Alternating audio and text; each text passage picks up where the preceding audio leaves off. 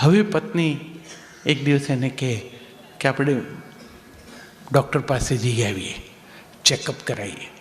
છે ને overall general body checkup 40-42 થયા, હવે કરવો જોઈએ તમારે. પેલો વળી ટાળે, આ આગ્રહ કરે, જાય બેઉ જણા ફિઝિશિયન પાસે, બ્લડ ટેસ્ટ લે, બધું રિપોર્ટ આવે એટલે ડૉક્ટર આમ કહે જોઈને, ભાઈ તમે છે ને સહેજ કસરતનું રાખો, કારણ કે જો ડાયાબિટીસ ધ્યાન નહીં રાખો તો હવે નેક્સ્ટ છે. બ્લડ પ્રેશર પાક્કું, એ તો દેખાય છે. કોલેસ્ટ્રોલ ચાલવાથી અને ખોરાક કંટ્રોલ કરવાથી અટકે તો. એટલે તમારી જિંદગીમાં આ 3 બાબતો તમારે સહેજ જોવી પડશે સાહેબ. અને તમારી જોડે આવેલા તમારા આર્ટ્સ ગ્રેજ્યુએટ પત્ની એ એક જ ક્ષણમાં કે હું નહોતી કહેતી. જે ભણવામાં આ લોકોએ જીવનના આટલા વર્ષો ગાળ્યા, ડાક્ટર તરીકે આ નિર્ણય ઉપર આવવાની પાત્રતા કેળવતા, એ આ આર્ટ્સ ગ્રેજ્યુએટ કાચી મિનિટમાં કહે છે હું નહોતી કહેતી. અરે બેન, તું કહે છે એટલા માટે તે તો અહીં સુધી પહોંચાડ્યા છે, કર્યું છે. ત્યારે શરૂઆતમાં તું જ કહેતી હતી 2 રોટલી વધારે ખાઓ, ઘી ચોપડીને ખાવી જોઈએ, શિયાળામાં ખજૂરમાં ઘી લગાડીને ખાઈએ, ઉનાળામાં કેરીના રસ પીએ, આમ કરી કેટલું બધું તે કર્યું છે. આ પ્રેઝન્ટેબલ બનાવવામાં જે કંઈ તારા તરફથી શક્ય છે એ યોગદાન તારું જ છે. એ પછી તો કારણ કે તારે આ દોડાવવાનો હતો અશ્વને, એટલે તે એને તૈયાર કર્યો છે. હવે તને આ બધી તકલીફ દેખાય છે, પણ કે ના, હવે ડૉક્ટર સાહેબે કીધું છે હવે ચાલવું તો પડે, 40 મિનિટ તો રોજ ચાલવું જ પડે, ચાલે જ નહીં. આ ભાઈ પણ પાછો હા પાડે કે હા હા ચાલશું ચાલશું. ઘેર આવે, સોમવારે રહેવા દો, મંગળે નથી જવું, બુધે બેવડાય ને પછી આ પાછી કે ના ના આજે ગુરુવાર મોકલવા જ છે. પાછી બિચારી અમને રસ પડે એટલા માટે જઈ અને એક સારું ટ્રેક સૂટ લઈ આવે, દોરી વગરના બૂટ લાવે જેથી અમને વાંકા વળીને નાખવીને બાંધવામાં તકલીફ ન પડે. અને મોર્નિંગ સ્કૂલમાં છોકરા મોકલવાના હોય એવી સિચ્યુએશન જમે, આમ ટેબલ ઉપર લગાડેલો હોય સરસ રીતે ટ્રેક સૂટ, નીચે બૂટ, બધું રેડી, અને સવારના પેલી ચરણ ચાંપી મૂછ મરડી કરીને પતિને જગાડવાનો ટ્રાય કરે. પતિરાજ ઉઠે, એને ટ્રેક સૂટમાં ગમે તેમ સમાવે, કારણ કે એમના સાઇઝનો મહાડ બિચારી લાવી હોય, આમાં બૂટમાં પગ નખાવે ને લગભગ ધક્કો મારીને મોકલે, જાઓ ચાલવા.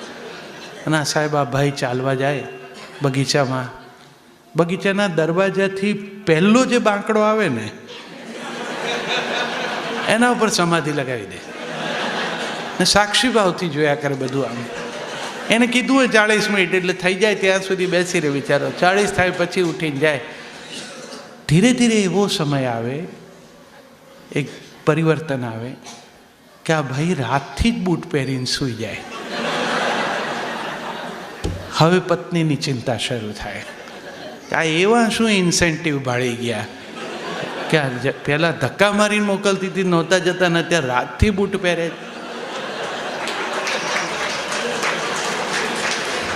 પછી એ બિચારી સાડી નીચે બૂટ પહેરીને પાછળ પાછળ ધક્કો ખાય.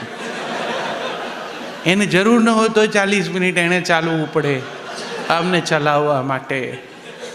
આ એક દાંપત્યનું એવું મધુર ચિત્ર છે. આને હળવાશથી લ્યો તો બહુ આનંદ જ આવે એવું છે. હેતુ મારો બીજો કંઈ નથી, આજે બિચારી આટલું કરે છે એ એટલા જ માટે એની ચિંતા એક જ છે કે તમારા બાએ મને સોંપ્યા ત્યારે કેવા હતા, આ પ્રેઝન્ટેબલ બનાવ્યા મેં, પીરસું હું જમી જાય કોક. એટલે જાગૃતિ સાથે એટલું એ ધ્યાન રાખે છે.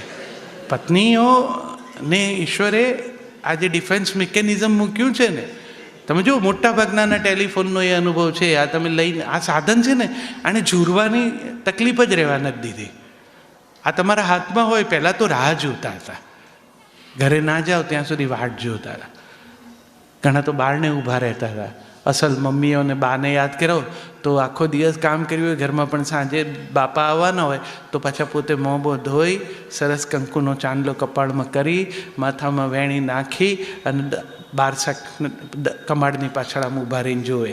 અને પછી દૂરથી દાદા આવે એટલે આમ હામાં ન દોડે, એ અંદર જતા રહે રસોડામાં.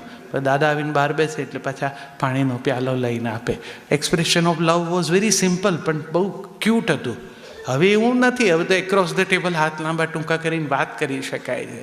પણ આજે કંઈ નવી પદ્ધતિ આવી, પત્ની જે કંઈ રસ લઈને કરી શકે છે પતિને માટે, એમ પતિ પણ થોડુંક પત્નીઓ પ્રત્યે થોડીક વિશેષ જાગૃતતા કેળવી અને પોતાના દાંપત્યને પ્રસન્ન રાખવા માટે કરે તો કંઈ ખોટું નથી. કોઈને બાંધી રાખવા માંગતું નથી. આ ફોનમાં મેં કીધું એટલા માટે કે આ ફોન લઈને નીકળનાર દરેકને ખબર છે કે ઘરનો ફોન વાગે જેવો ઘરથી, તો પહેલો તમે ફોન ઉપાડીને હેલો એટલું બોલો તો એ શું કહે છે? હા, અમેરિકામાં આ જ કહેજો, ક્યાં છો? કોઈ એવું પૂછતું જ નથી કે કેમ છો. એને આપણે એમ કહીએ કે ભાઈ કે હમણાં ઘેરની અહીંથી હું ડીસા આવવા નીકળું તો એમ ડીસા જ આવું ને, પછી ક્યાં બીજે ઉતરીને, પણ એને શ્રદ્ધા ન હોય. એ પૂછે ક્યાં છો, અને પુરુષો પણ એટલા તૈયાર થઈ ગયા હોય છે ને, તરત જ એમ કે મંદિરમાં. એકદમ સેફેસ્ટ લેન્ડિંગ છે. એટલે એ પણ એટલી જ હોશિયાર હોય, એ તરત જ કંઈક તો ઘંટ વગાડો જો. દાંપત્ય અશ્રદ્ધાનું નામ નથી. દાંપત્ય એકબીજાની ચિંતામાંથી આવા પ્રશ્નો ઊભા કરતું હોય છે. તમે એકમેકને ઓળખી લો પછી મજા જ પડે. દાંપત્યને બહુ ભારે થઈને જીવવાનું હોતું જ નથી. દંપતિ એટલે દમન પામેલો પતિ, કે હસબન્ડ એટલે જેનું હસવાનું બંધ થઈ ગયું છે એવું નથી. હળવાશથી જીવી શકાય, આનંદથી જીવી શકાય, એકમેકના સ્વભાવને સમજીને જીવી શકાય, તો અભિવ્યક્તિ પ્રેમની આપોઆપ સૌને મળશે. મેં તમારો ખાસો સમય લીધો છે, પણ મારા મનમાં દાંપત્યની પ્રસન્નતા એ દાદા દાદીથી શરૂ કરેલી વાતને દાદા દાદી ઉપર જ લાવીને હું મૂકીને પૂરી કરી શકું કે આપણે બધા હવે વેલેન્ટાઇન ડે ઉજવીએ છીએ. અમે જ્યાં સુધી અમે પરણ્યા ને પછી થોડા વર્ષો સુધી વેલેન્ટાઇન ડે એટલો પ્રચારમાં નહોતો. મને લાગે છે હમણાં થોડા વખતથી ખાસું બધું લોકપ્રિય થયો છે.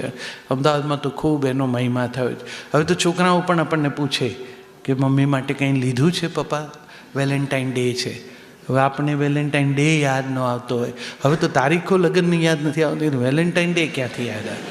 પણ એ પાછા એટલા હોશિયાર જ હોય કે પપ્પાએ નહીં જ લીધું હોય એટલે પાછા કંઈક ધીરે લઈને પોતે જે પોતાની બહેનપણીઓ માટે લાવતા હોય એવું એક આપણને આપી રાખે કે આ બાપાને બી કામ લાગશે, કે આ કાલે મમ્મીને આપજો તમે. તો એ જે એક્સપ્રેશન છે, દાદા દાદીના વખતમાં આવું નહોતું. દાદા સવારના ઘરેથી નીકળે, મંદિરે દર્શન કરે, પાછા આવતી વખતે પેલી વાની દવા લેતા આવે, મલમ. બા ત્યાં સુધીમાં દાદાને આવતા જોઈએ શરીર નાકેથી, એટલે અંદર જઈને ચા બનાવે, સરસ મસાલાવાળી ગળી મધ જેવી ચા. દાદા આવે, બા ચાનો કપ ધરે, એ લઈને દાદા હિંચકે બેસે, બાને પેલું મલમ આપે. બા ઉંબર પર બેસી અને આમ ગોઠણ ઉપર ધીરે ધીરે મલમ આમ ઘસતા હોય. બાપા ચાનો સબડકો તાણે. આ લોકો એકમેકને આઈ લવ યુ કહેતા નથી, પણ એ લોકો વેલેન્ટાઇન ડે નહીં, વેલેન્ટાઇન વર્ષો જીવી જાય છે.